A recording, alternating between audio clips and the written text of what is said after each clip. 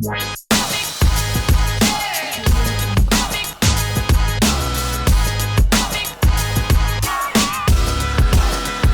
à tous et bienvenue dans La Voix du Citoyen. Aujourd'hui, je suis avec Aymeric Paco. Bonjour Aymeric Paco. Bonjour. Et merci déjà d'avoir accepté notre invitation et de vous prêter au jeu des questions. Alors, on va commencer simplement par la présentation. Vous allez vous présenter, nous dire qui vous êtes et votre parcours en politique. Moi, c'est Aymeric Paco, j'ai 34 ans. Aujourd'hui, je suis élu à Tourcoing. Je suis élu au logement, donc je m'occupe principalement des personnes en recherche de logement, mais aussi personnes qui sont dans des situations avec des logements en insalubrité ou bien alors en surpopulation. J'habite à Tourcoing aujourd'hui, mais j'ai passé toute mon enfance à Wattrelos. Et ensuite, je me suis installé sur Roubaix quand j'ai créé mon entreprise. Et c'est là où est-ce que j'ai tout mon cercle d'amis. Donc c'est là où est-ce que je suis régulièrement, où est-ce que je mange tous les jours, où est-ce que je vis, quoi. D'accord. Et où est-ce que je participe à des concerts, par exemple. D'accord. Et si j'ai commencé en politique, c'est parti de... Je ne sais même pas comment je suis arrivé moi-même. Ah oui, d'accord. Ouais. Non, vraiment, vraiment. En 2017, je ne connaissais rien à la politique. Ça veut dire que limite, je pensais qu'il fallait des diplômes pour faire de la politique. Qu'est-ce qui vous a amené justement à aller en politique? En fait, moi, j'ai commencé justement dans le monde au niveau carcéral. D'accord. Donc j'ai une amie juge avec qui je parlais dans un centre équestre. Et elle était intéressée parce que du fait que moi c'est mon milieu dans lequel je suis tous les jours et tout. Et on échangeait justement sur les jeunes, comment ils font pour arriver en détention et tout ça. Et elle a bien aimé mon discours. Et du coup elle m'a fait intervenir à l'École nationale de la magistrature. D'accord. Non, au ministère de la Justice avant. D'accord. Au ministère de la Justice, à l'époque, ils faisaient le livre blanc pénitentiaire. D'accord. Et du coup, en fait, j'ai participé à ce livre blanc, une session, une session, juste pour donner mon avis parce qu'elle aimait bien. Et là, je me suis dit, ils sont loin en vrai, ils connaissent rien. Non, mais vraiment, et je me suis dit, ils connaissent rien. Il y avait un grand écart entre la réalité et ce qui se passe dans les bureaux, on va dire. Mais vraiment, ils étaient perdus. Au début, je voyais qu'ils n'étaient pas trop chauds de me recevoir. Ils m'ont serré la main du bout des doigts, ils m'ont dit ouais, ça va être 10-15 minutes. Pour finir, je suis resté 3 heures, ils m'ont dit merci en me serrant la main fort. Et là, justement, après, quand je parlais avec elle, elle me disait vous avez fait une synthèse de tout ce qu'on a fait en 40 séances. Et du coup, j'étais fier et je me suis dit, c'est là que tu vois qu'ils sont vraiment un peu. Ils sont pas vraiment au niveau de. Ils sont loin de la réalité. Ils sont loin de la réalité, de ce qu'on vit, voilà. Ouais. Donc là, ça a commencé comme ça et elle m'a dit, et en fait, on avait partagé le même train sur la route et du coup, on parlait géopolitique et tout. Et elle me dit, vous devriez faire de la politique et tout. Je dis, ouais, mais il faut des diplômes, il faut ça. Elle me dit, ben non, il ne faut pas faire ça. Et du coup, je me suis intéressé au mouvement de l'AREM, le mouvement de Macron, parce qu'il il voulait changer un peu les codes un peu, et il était et de droite et de gauche. Il était contre les partis un peu. Et du coup, je me suis dit, pourquoi pas. Après, il défendait beaucoup les quartiers, dans le sens où le dédoublement des classes, il y avait... Qu'est-ce qu'il y avait encore? Des idées qui vous intéressaient? Au niveau de l'auto-entrepreneuriat et tout ça m'intéressait. Et du coup, j'ai dit, pourquoi pas. Du coup, j'ai commencé à faire du porte-à-porte, mais comme ça de loin. Et en vrai, en même pas un an, ça vous a plu? En fait, ça m'a plu parce que les porte-à-porte, tu parles avec les gens. Et tu vois que les autres qui ils en font, ils sont bien, mais moi on aurait dit que j'étais fait pour parler avec les gens comme ça, j'aimais bien vraiment. Et du coup, j'aimais bien m'intéresser aux problèmes des gens, voir si je pouvais faire des choses pour eux. Et du coup, j'ai dit, allez, je me lance un peu. Et ensuite, du coup, j'étais co-animateur du comité LAREM de Wattrelos et co-animateur de celui de Roubaix. Ensuite, j'ai fait à l'époque, donc j'étais pas encore en politique, j'ai fait un communiqué de presse contre Delbar avec Karim Amrouni. D'accord, oui. Maire de Roubaix. Maire de Roubaix, et du coup il m'avait demandé pour le rejoindre, il m'a demandé pour me recevoir. Donc j'ai été le voir, il m'a parlé un peu pour savoir un peu qui j'étais, pourquoi je disais ça, il comprenait pas. Et je lui ai demandé, mais parce que du coup on se tutoyait, je suis quelqu'un, j'aime bien, on se tutoie tous. Et je lui dis, mais pour moi, tu n'es pas la bonne personne pour Roubaix. Elle me dit, pourquoi? Je dis, qu'est-ce que tu fais pour les quartiers? On est plein de jeunes, on est plein de choses. Et il y a une phrase qui m'a dit que j'ai bien aimé quand même. Il me dit, comment veux-tu que je fasse des choses pour les jeunes si les jeunes ne me rejoignent pas pour les aider? Donc j'ai dit, bah. Et cette phrase-là, elle vous a plu? Ouais, elle m'a plu cette phrase. Et Ouais. j'ai dit, bon, bah, en vrai, il y a du bon à droite, il y a du bon à gauche. Et j'ai dit, après, on n'est peut-être pas d'accord avec tout ce qu'ils font, mais en tout cas, voilà, sur le coup, là, j'avais bien aimé. Mais je lui ai dit, mais non, en fait, je peux pas faire un communiqué de presse la veille et le lendemain, voilà. Donc j'ai décidé de ne pas y aller. Et puis, parce que il m'a dit, ouais, tu devrais venir, mais après, est-ce que c'est vrai dans les actes? Je ne sais pas. Ouais. Mais du coup, je suis parti sur Tourcoing faire campagne. J'ai dit, non, je ne vais pas sur Roubaix. Et du coup, j'ai fait la campagne du coup, de Gérald Darmanin. Ouais. Parce qu'il m'a demandé, en fait, moi j'étais coach sportif à l'UST. D'accord. Donc j'entraînais les jeunes au foot, on faisait plein d'actions. Ouais. Et du coup, Gérald Darmanin il me voyait en réunion publique avec la REM, et il me voyait au club de foot entraîner les jeunes. Et du coup, il est venu me chercher. D'accord. Il est venu me chercher et j'ai parlé avec lui. J'ai dit, bah pourquoi pas, donc j'ai été. J'avais pas trop ces idées, on va pas se mentir, j'avais pas trop ces idées, mais je me suis dit quand même à Tourcoing, les gens qui m'entouraient, ils trouvaient qu'ils faisaient le bon taf. D'accord.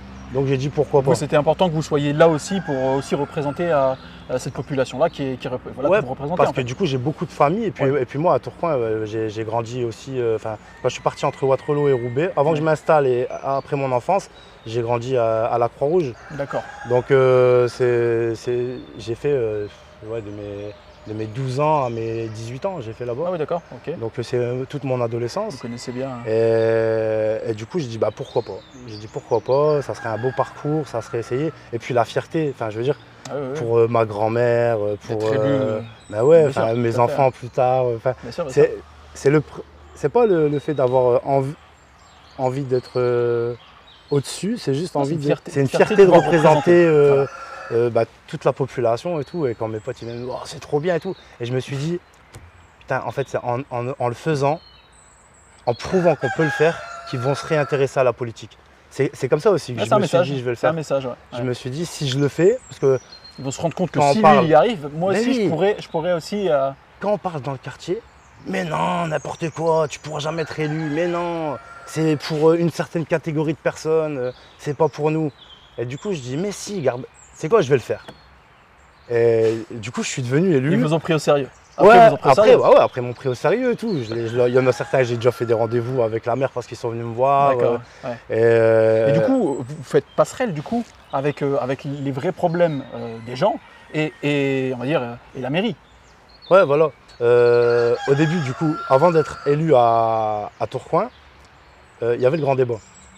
Donc il y avait le grand débat et pendant ce grand débat, j'avais fait un débat Grand Rue. Et du coup, j'ai été Grand Rue, c'était un salon de coiffure d'un ami. Et j'ai invité des députés. J'ai invité la présidente de l'ANJAP à l'époque. J'ai invité une directrice de prison. J'ai invité des CEPIP, des avocats, talents des cités. Et j'ai invité toute la jeunesse des quartiers et des jeunes entrepreneurs qui entreprennent. Parce qu'en fait, Roubaix, même Wattrelos, mais moi, c'est où est-ce que je suis le plus à Roubaix. Ils ont la fougue entrepreneuriale, ils ont la fibre, ils ont envie d'entreprendre, ils ont envie de faire des choses, ils ont des idées. Et du coup, je les ai ramenés et c'était aussi pour motiver d'autres jeunes. Parce qu'il y a dans le groupe de jeunes, je vais montrer la photo, il y avait des jeunes qui faisaient rien, qui squattent le bas des blocs ou le coin de la rue.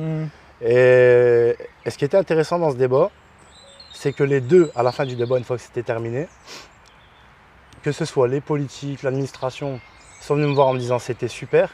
Et les jeunes, ils sont venus me voir et m'ont dit c'était super, mais en vrai, il y en a qui sont bien en fait. et du coup, j'ai dit en fait, je peux être le trait d'union entre ces deux styles de personnes. Parce que je pense qu'en France, il y a un truc, si on ne se parle plus. Mais à tous les niveaux. Hein. Que ce soit l'État avec la jeunesse, que ce soit la police avec la jeunesse. Enfin, moi, je me rappelle qu'à l'époque, nous, quand on était plus jeunes, quand on faisait des bêtises, la police, elle venait nous voir, elle nous réprimandait, mais voilà. Maintenant, il y avait une police de proximité, elle était beaucoup plus proche de la population. Maintenant, la police, ils parlent même plus, ils viennent, ils courent après. Je suis pas un anti-police, loin de là. Ouais. Mais même eux, je pense qu'ils le subissent. Même eux, ils subissent ce fait qu'il y a une distance entre eux. Maintenant, c'est tout de suite, il y a un petit problème, on ramène une patrouille de CRS. Et je pense que l'État, la jeunesse, c'est séparé de l'État, c'est un fait. Mais l'État, c'est séparé de la jeunesse aussi. Et je pense que c'est à l'État de revenir vers la jeunesse, même si on ne peut pas tout pardonner à chaque fois. Je pense que c'est à l'État de revenir parce que c'est eux qui savent, normalement. C'est eux qui sont censés savoir.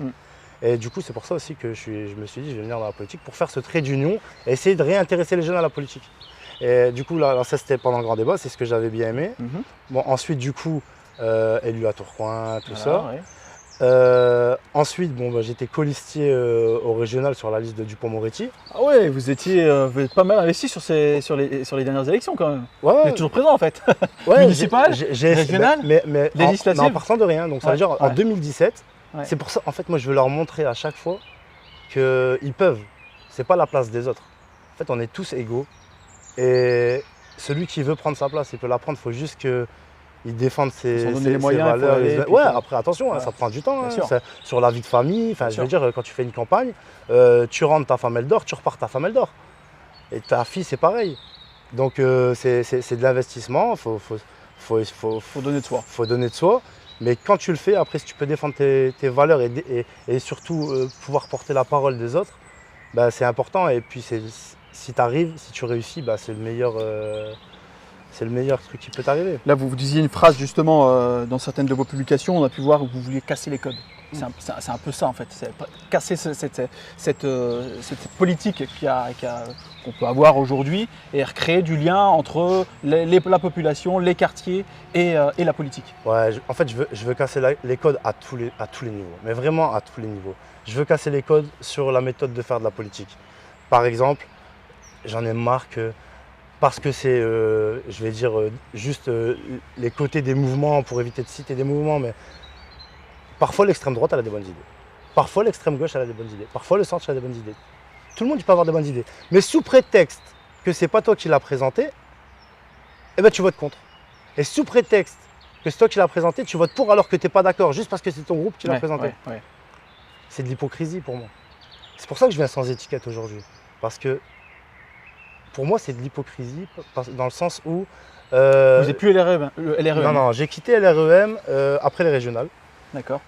Parce que quand tu es en bas, quand tu es au niveau du local et que tu fais de la politique, tout le monde il est de bonne volonté et souvent tu rencontres les petits élus locaux, j'en fais partie, et on en a tous envie, on a la niaque, on a envie de faire des choses, on a envie de faire bouger les choses. La plupart des élus, je parle pour toutes les villes que je connais, la plupart des élus, ils croient en ce qu'ils font et ils le font avec des valeurs et ils essayent de le faire. Après, il y en a toujours un ou deux qui sortent du lot. Et bizarrement, c'est toujours un ou deux qui sortent du lot qui montent. Pourquoi? Parce que c'est plein de magouilles. Et c'est ça qui m'énerve. C'est pas parce que, là vous êtes en train de dire, c'est pas parce qu'il est compétent, c'est parce que parfois il est compétent. Il est copain et puis ça peut... Parfois ça peut être des personnes qui sont compétentes et qui bossent. Mais c'est pas toujours le cas. Souvent, c'est une question de... d'affinité ou de copinage? D'affinité ou copinage, moi je penserais plus de stratégie. Ça veut dire que même s'ils ne s'aiment pas, d'accord, c'est encore autre chose. Même s'ils ne s'aiment pas, ils vont, à ce coup-ci, ils vont laisser lui, mais comme ça, il va laisser l'autre aller là, et ensuite, toi tu pourras diriger la mêle, mais laisse-moi passer sur la région. C'est écœurant, c'est pas pour ça que je fais de la politique. Moi c'est pour casser ce système-là. Et quand je dis casser les codes, c'est justement, je veux casser tout le système, je ne veux pas être dans un parti. C'est bien un parti au niveau national pour dire qu'il y a une personne qui donne... C'est quoi un président? Un président, c'est celui qui donne le cap. Le gouvernement, c'est celui qui met en place le cap. Et le Parlement, c'est celui qui autorise à faire, cette direction. Et du coup, je pense qu'au niveau bien en haut, c'est bien qu'il y ait des mouvements qui représentent une catégorie de la population pour dire qu'on ne doit pas voter entre 45 personnes. Mais ensuite, dès que tu arrives au local, je pense que ça doit plus être une question de mouvement. Ça doit être une question de valeur et de proximité, d'être sur le terrain, au contact des gens en fait. Ça ne doit pas être une question de parti et de stratégie politique. Emery Paco, vous vous positionnez plutôt comme quelqu'un de gauche, on va dire. Votre suppléante, Sakina Bendridge, est d'ailleurs représentante départementale de Nouveaux Démocrates, un parti allié au NUPES. Pourquoi donc de ne pas avoir soutenu la candidature de David Guiraud, qui a été investi par la liste de Rassemblement de gauche? Alors, pour tout vous dire, je ne voulais pas le soutenir, lui. La NUPES, j'ai rien contre la NUPES, parce qu'il y a certains endroits où est-ce que c'est des bons candidats, du territoire, ils ont des belles idées et tout. Là, Là, il n'a pas de bonnes idées.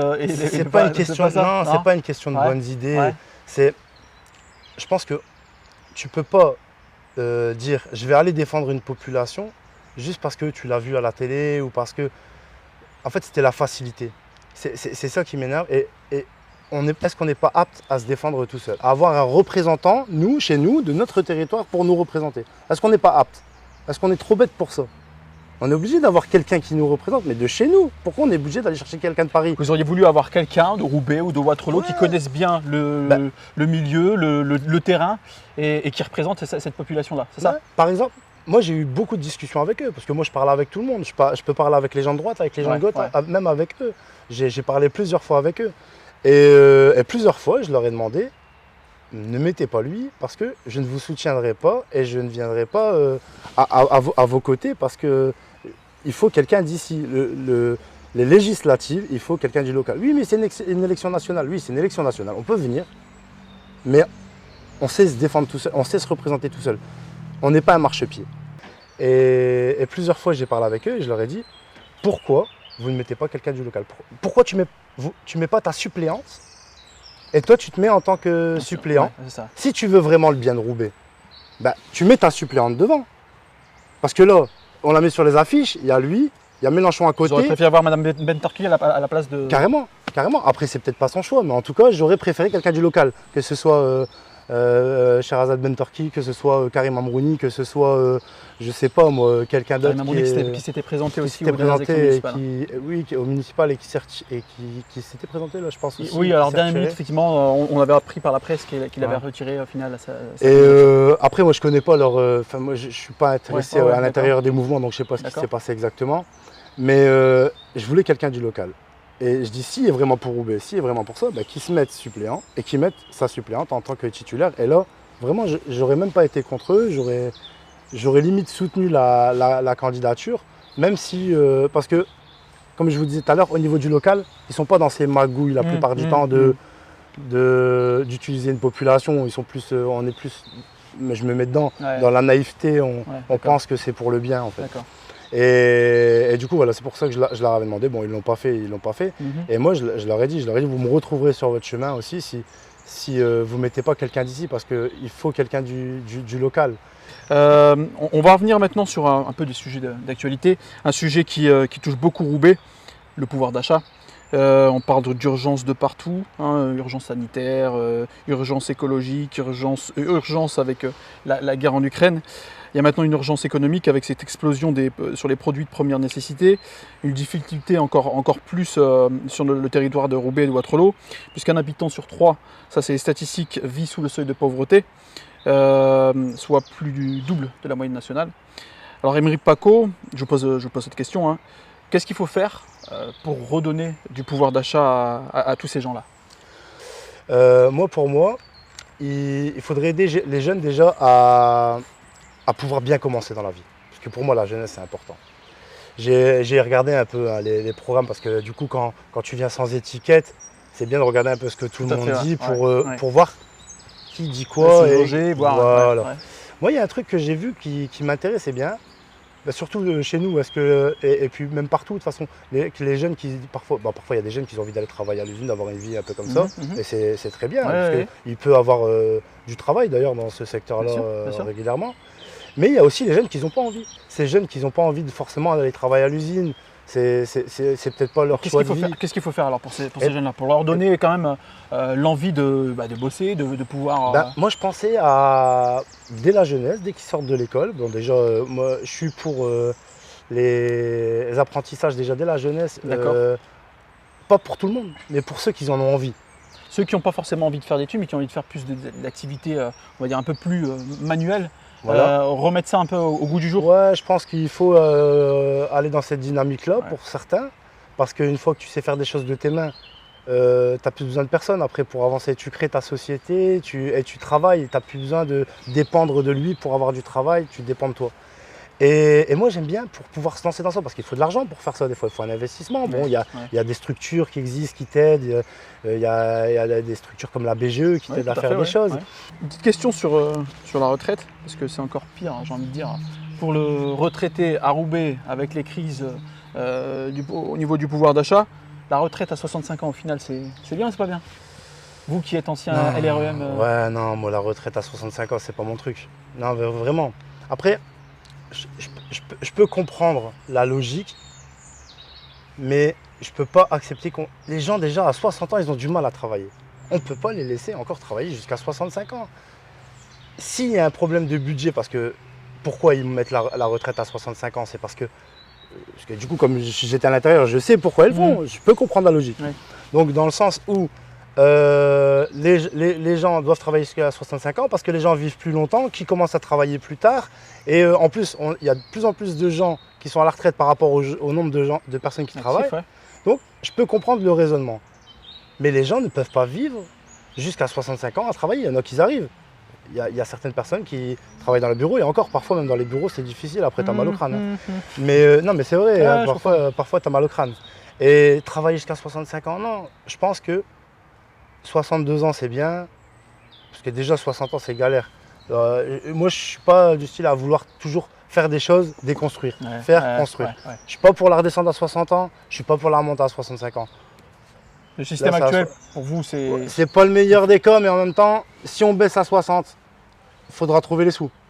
J'ai des trucs pour trouver les sous, justement en cassant les codes. Enfin, je veux dire, un exemple. Un exemple, bon, c'est pas ça qui va tout payer, mais les élections locales. Les élections locales. Non mais. Là, vous en avez vu des élections. Ouais. Donc vous savez aussi qu'il y a pas mal d'argent dépensé, on va dire. Imaginez le nombre d'argent qui est dépensé. Je suis sûr que vous n'imaginez pas. Juste pour les législatives, s'il y a 4 personnes qui font 5%, que 4, hein, ils sont remboursés 38 000 € environ. Après, ça dépend selon les circonscriptions. 38 000 €. S'ils dépensent 38 000, bien sûr. Et on multiplie, il y a 577 circonscriptions. On multiplie par 577. Donc déjà, ça fait un beau billet. Mais après, il n'y a pas que ça. Il y a aussi, pour faire vivre ces partis politiques, chaque électeur ramène de l'argent à ces partis politiques. Je suis contre ça. Moi, par exemple, je me suis présenté avec mes sous. Et je vais me faire rembourser parce qu'à un moment donné, je ne peux pas tout payer. Je vais me faire rembourser uniquement les choses obligatoires. C'est-à-dire... Même si vous êtes en dessous des 5%. Non, si je suis en dessous des 5%, je ne me fais pas rembourser. Ouais. Mais je compte bien faire les 5%. D'accord. Et si j'ai fait les 5%, je me fais rembourser uniquement du coup les choses obligatoires, les bulletins de vote, les professions de foi et les affiches. Donc 126 affiches. Bulletin de vote, j'ai divisé par 2. Parce qu'en fait, il y en a un qui est envoyé par les enveloppes bleues là, que vous recevez à la maison. Et un qui est dans les bureaux de vote. Moi, je vais les donner que dans les bureaux de vote. Je ne les ai pas envoyés dans les enveloppes bleues. D'accord. Vous avez le choix. On peut faire ce qu'on veut. J'ai pas mis de profession de foi non plus, donc ça me divise par 2. D'accord. Donc, quand les gens dépensent beaucoup pour tout ça, plus les affiches qu'ils mettent en plus les meetings, plus si, bah, tout cet argent-là, moi, je ne vais pas me le faire rembourser. Je vais me faire rembourser que ce qui est obligatoire. Et j'ai dépensé moins que ce que je devais dépenser. Et c'est un choix. C'est un choix. C'est un risque aussi parce que du coup les gens ils vont pas avoir ma tête placardée tous les jours. Et puis même au niveau de l'écologie, enfin je veux dire, je sais que je passe du... Non mais il y a un problème écologique peut-être aussi là-dessus avec les affiches, les ils veulent tous s'afficher partout. Moi je vais le faire parce que ça va donner une dynamique. Voilà, les affiches officielles, il faut le faire. Mais sur les panneaux d'affichage libre, je suis pas pour. Je vais le faire une fois pour dire de le faire une fois partout et on va être content, on aura mis partout dans la ville et pour tous ceux qui sont derrière moi, ils pourront tous coller chacun une affiche. Mais pas plus. On me recolle au-dessus, je les laisse. Je ne remettrai pas une affiche au-dessus de quelqu'un qui me colle. C'est un gaspillage d'encre, l'écologie.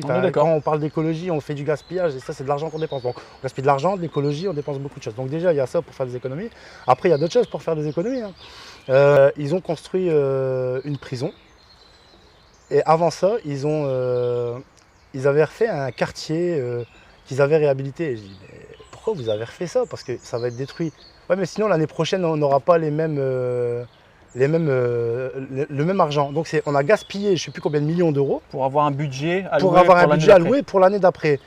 Chez les militaires, ça se fait pareil. Moi, c'est un ancien militaire qui m'a dit, est-ce que ça se fait encore aujourd'hui? Je sais pas, je pourrais pas le dire. Mais militaire, quand je lui parlais de ça, justement, il me disait, bah, écoute, nous à l'époque, on devait vider des cartouches pour pouvoir avoir des cartouches après. Beaucoup d'exemples comme ça. Et ça se fait avec des trottoirs, ça se fait avec des choses. Beaucoup de monde le fait, dépense, parce qu'ils peuvent pas le stocker. Donc ils dépensent. Et l'année prochaine, ils ont le même. Ça, c'est de l'argent qu'on gaspille. donner aux associations et donner aux gens, donner la chance aux gens de réussir. Ça sera beaucoup mieux que dépenser et de jeter comme ça. Les assos à Roubaix, à Waterloo, il y en a quand même pas mal. Ah, on a une belle fibre. Pour vous c'est ce socle-là, c'est les assos qu'il faut aider absolument. Ben oui, heureusement qu'ils sont là. Après, il faut bien. Sportif, culturel. Voilà, après, il faut bien regarder. Moi, je pense qu'il faut quand même bien regarder sur ce qui est fait. Il faut avoir un suivi. Parce qu'il y a des assos qui ne font pas le job. C'est pas juste. Enfin, moi, j'en connais plein des jeunes qui m'ont dit ah, on est là-bas et tout. J'ai dit, non, les centres sociaux, les. Je ne peux pas attaquer mais okay. Il y en a qui ne font pas le job. Après, à partir du moment où l'asso elle fait le job, moi je m'en fous. Enfin, je veux dire, faites le job. Et donc, moi je pense qu'il faut du sport, mais il faut aussi de la culture, de la musique. Il faut comment ça s'appelle, les aides. Il faut aussi pour aider, quand je dis les aides, ça peut être aide alimentaire, mais ça peut être aussi à faire les démarches administratives. Oui, d'accord. Surtout, quand il y a des personnes qui sont loin de l'ordinateur, quand tout devient numérique, il faut aider ces assos qui essayent de... Si on ne peut pas avoir de papier, ne plus avoir de papier et demander... Voilà, mais comment elle fait la personne âgée qui est chez elle et qui ne connaît rien à l'informatique? Elle appelle, alors moi, qui connais un peu l'informatique, qui connais le téléphone, j'arrive sur un répondeur quand j'appelle l'administration. Taper 1 pour faire ça, je fais. Taper 2 pour... la personne âgée, elle s'est déjà perdue. Il faut quelqu'un qui est là, qui l'aide. Il n'y a plus de trucs physiques. C'est bien, on libère des postes, mais en fait, c'est pas là qu'il faut les économies. Enfin, c'est bien, mais il ne faut pas trop. Et à un moment donné, il faut un juste milieu. Du coup, si on retire là, il faut aider aux personnes à s'y mettre. D'accord. Donc pas mal de choses, effectivement. Vous disiez tout à l'heure, moi je viens avec mon cœur et mes valeurs. Effectivement, on le ressent bien. On se met au dimanche 12 juin, il est 20h01. On a le résultat, vous faites plus de 5%, mais vous n'arrivez pas à vous maintenir. C'est quoi vos consignes de vote pour ce second tour? Est-ce que vous dites voter pour un tel, voter pour un tel? Moi, je pense que les gens, ils savent répondre d'eux-mêmes. Mais vraiment, enfin... Vous n'avez pas besoin de leur dire mais non, qui voter il fait ce qu'il veut. Voterait. Moi, ce que je peux dire, c'est regardez bien, lisez bien ces détails-là, regardez, votez. Parce qu'il y a des gens qui vont voter pour moi, qui vont se retrouver plus proches de l'extrême gauche. Il y en a qui vont se retrouver plus proches de la droite. Il y en a qui vont se retrouver... Je suis qui, moi, pour dire aux gens? Moi, je suis juste leur porte-parole. Moi, je veux être une force de proposition grâce à une instance locale que ça, je pourrais faire du coup en tant que député. C'est une plateforme de démocratie participative. D'accord. Parce que... Ça, c'est votre idée principale, ça? Ah, mais moi, c'est mon seul projet. Moi, je défends des valeurs. Ça veut dire que là, tout ce que je vous ai dit avant, c'est ce que moi, je pense. Mais c'est peut-être pas ce que je vais voter. C'est ça qu'il faut savoir. C'est-à-dire que moi, les gens, quand ils vont me demander des choses, moi, je vais rester connecté tout le temps avec les gens. Je vais pas être à Paris et rester à Paris. Je vais être toujours connecté. Je vais pas aller voir. C'est pas possible. Je peux pas aller voir tout le monde à chaque fois qu'il m'appelle. Ça va être compliqué. Donc là, il faut un outil pour pouvoir centraliser le besoin du peuple. Et moi, je pourrais pas le faire seul. Qu'est-ce que vous avez envie de dire à cette population-là qui vote plus et qui ne compte pas aller voter dimanche et qui ne croit plus en la politique? Moi, je veux leur dire que c'est important d'aller voter. Parce que vous ne pouvez pas râler demain pour dire « Ah, lui, il n'a pas fait ça. Ah, lui, il a mis la retraite à ça. Ah, lui, il nous interdit ça. Ah, lui, il a fait ça. » Si vous n'allez pas voter. C'est... Comment on peut râler si on n'a pas été faire? Allez voter et vous allez être respecté. Parce que ça aussi, c'est intéressant. Moi, il y a déjà des élus qui m'ont dit, parce que j'ai été voir pour des jeunes, j'ai été voir certains élus et ils m'ont dit « Non, ben, ils ne votent pas. Pourquoi je vais faire pour eux? C'est pas eux qui votent. » Donc moi j'étais voir les jeunes et je leur ai dit les gars, votez. Il y a un certain moyen de pression quand on va voter. Eh oui, demain, moi je vous parle à vous tous là. Alors, non, mais vraiment. On va vous laisser la caméra. Ouais, on vous laisse la caméra, vous pouvez leur parler. Ouais, non mais je vous parle à vous tous. Si demain vous allez tous voter, tous ceux qui votent pas là, les 70%, cassez les codes avec moi. Non mais vraiment, cassez les codes avec moi. Et vous allez voir que si demain vous vous levez, vous allez voter, vous allez être respecté. Parce qu'en fait, ils ne vont plus faire de la politique que pour ceux qui votent, plus à leur façon, ils vont faire comme vous avez besoin. Pour votre intérêt, plus pour le leur et pour leur poste. C'est ça que je veux vous dire. En tout cas, merci Aymeric Paco d'avoir accepté cette invitation. Nous, on va s'arrêter là. On se dit à très bientôt pour d'autres vidéos citoyennes et d'autres interviews. Ciao.